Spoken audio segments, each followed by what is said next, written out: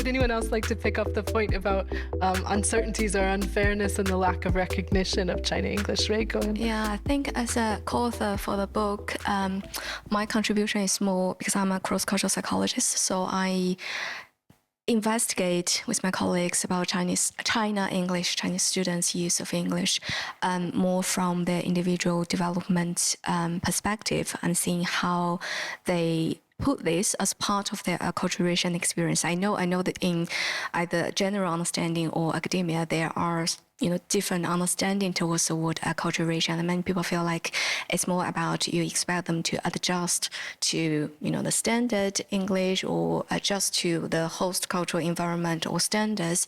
But what we really argue in the book is acculturation is a more neutral term, and it's more about the process that allowing the sojourners, that's our Chinese students, Chinese international students, to negotiate, to manage, to interact with a different culture, with their own. And I think it's very important for us to understand that potential power dynamic within this process and take this as a process rather than an outcome or expectation. So if we expect our Chinese students or other international students to adjust or adapt to the certain standards or what are the kind of like a general or widely accepted behavior or the ways of doing things or thinking in the host country, that could be problematic. But again, goes back to what we discussed before. If we allow the room for these potential innovations linguistically or other contributions that our international students can bring from their like home cultures or their own experiences, we see them as individuals, not just someone come here to learn our way of doing our things. That will be something very important. Yeah, thank you. Oh, back to Paul. Yeah, of course. Thanks, Ray. Thanks, Sol. Just to pick up on that idea of researches that Alex mentioned. So the plural of researches, which is not really that much of an accepted usage. I think actually until recently, we'd be more tempted to talk about, some research projects, some items of research or whatever, to add a kind of a countable noun into that. But of course, in English, researches is a kind of an archaic or literary type of usage. You might see it in Dr. Johnson or kind of much older British authors. And I think it's actually making a comeback. And of course, these things, the innovations that Alex talks about, so the way that language changes, it doesn't change in a vacuum. So we're never really quite sure when the innovations of Chinese learners are going to enter English language discourses more generally.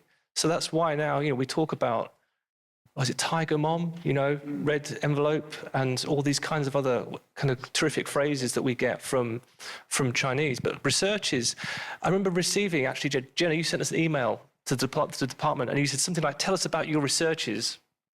Like, not your research? Researches. So there we go. I don't know if you've been influenced by our Chinese students or something has happened, but ever since then, whenever I'm marking and I see researches, I think I cannot actually, in good faith, mark this as a mistake, because we're all starting to use it for whatever reason. I had no idea I'd ever used that word, so it's a good example. Yeah, of course. I just remembered also, I know Chinese students, and probably Chinese in general, but certainly at the student level, use the term major, which is used in the States. Obviously, Canada, I don't know. To me, obviously, what are you studying? What's your major? And I think it's Chinese students who might innovate this in Britain more than anybody else, because there's probably a lot more Chinese students than American students in Britain. So hearing this, what's your major? My major is, as opposed to British English, I don't know. What are you studying? Or if you want to be posh, what are you reading?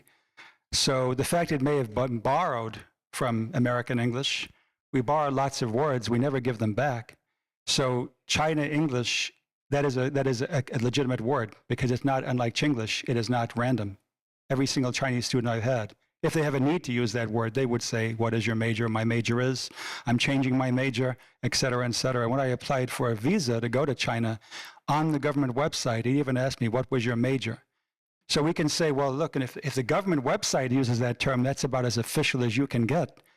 What I would argue is, we don't need a website, government or not, to codify language. People are doing that on the ground level. Yes, it's nice if it can appear in an edited book or any kind of edited publication like a newspaper textbook, wow, now we're really talking.